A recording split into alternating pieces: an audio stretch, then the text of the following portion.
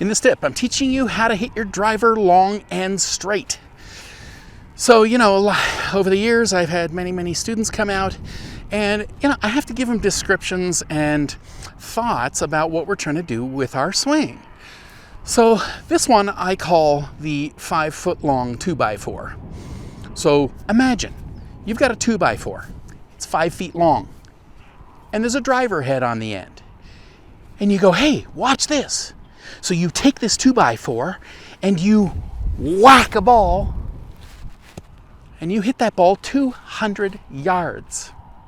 I go, wow, that's impressive. Give me that 2x4. So I take the exact same 2x4 and I hit the ball 300 yards.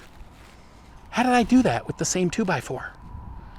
Well, all I do, I take the 2x4 and I cut it in half and I put a hinge in the middle of it. Now my 2x4 goes like this. See? There's a loose hinge right here. My wrists. Your 2x4 is going like this.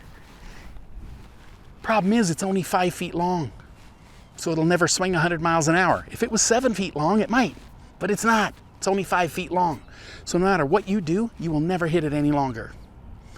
All you have to do is put the hinge in between. I proved this in one of my other tips.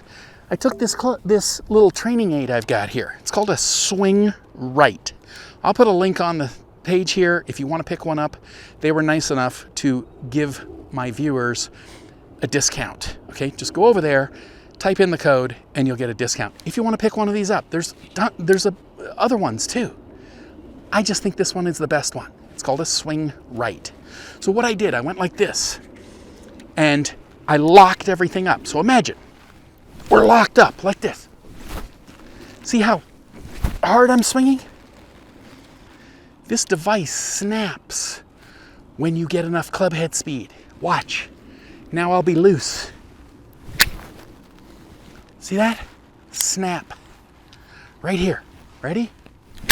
Snap. This device is set on the highest level. Right here.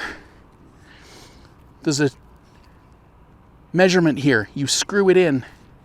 This is at 0. This is the hardest level you can possibly swing. Right there, 0. And I can snap that because I have loose wrists. It is the looseness that's generating the club head speed. So why am I saying 5-foot long 2x4? Well, when you watch amateur players hit a golf ball and you freeze it, most amateur players are at the top. They might be in a pretty good position like this. Now they try to hit with their arms. When they do that, they cast the golf club. Their golf club is basically where it started, right here, like a letter Y, and they're hitting it with this. It's all locked. That is like a 5-foot long 2x4. That's me swinging that swing right with locked wrists. Okay, let's take a look at this gentleman. So right here, it looks a little short, but it doesn't look that bad. But let's take a look in slow motion. So it goes up to the top right here. Doesn't quite set the hinge to begin with, so his golf club should hinge better right here. But he's a little tight and a little short. So now he starts to hit with his arms. So he loses all that lag angle. Golf club should be looking like this right now. Comes in like this. Arms are all locked up right here.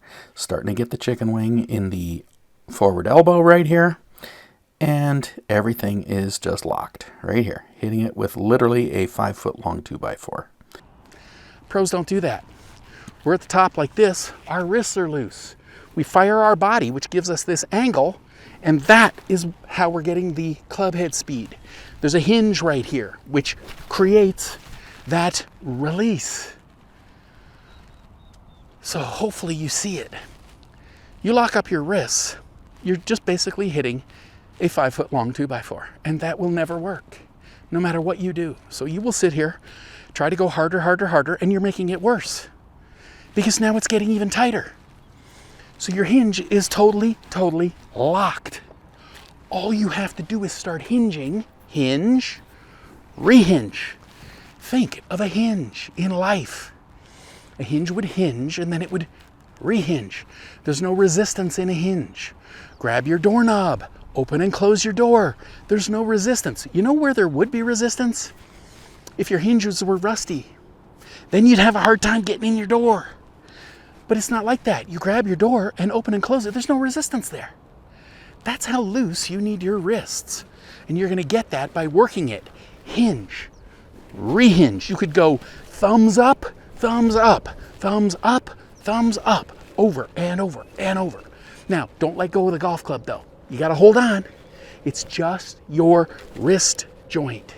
Over and over. You could have that mental image of the 2x4 that I was using. 2x4 with a hinge in the middle. It hinges, it rehinges. Okay, you start loosening up your wrists, that's how you're going to get the club head speed. With no extra effort. In fact, less effort. And you will hit the ball longer than you ever have. Because now you've got the looseness generating the club head speed. All right, so get that feeling, loosen it up. And then you apply that, of course, to your shots. Okay, it's about the looseness. It's not about trying to swing it as hard as you can. The harder you hit, the tighter you get, the slower the golf club moves. Problem is, it feels good to do that. Loose wrists, feels weird, feels out of control, feels whippy. Yeah, that's the thought. I just proved it with the swing right. You need the looseness to generate the club head speed. So start working on that, and I'm telling you, you will hit your driver longer and straighter than ever. I truly hope you've enjoyed this tip. Here's another tip that's going to help you improve your swing. Now, right below that, don't forget to click on that link because I'm going to send you some free samples of my body swing book and video series that'll take you step by step by step through how to build a powerful, effortless, pain-free golf swing.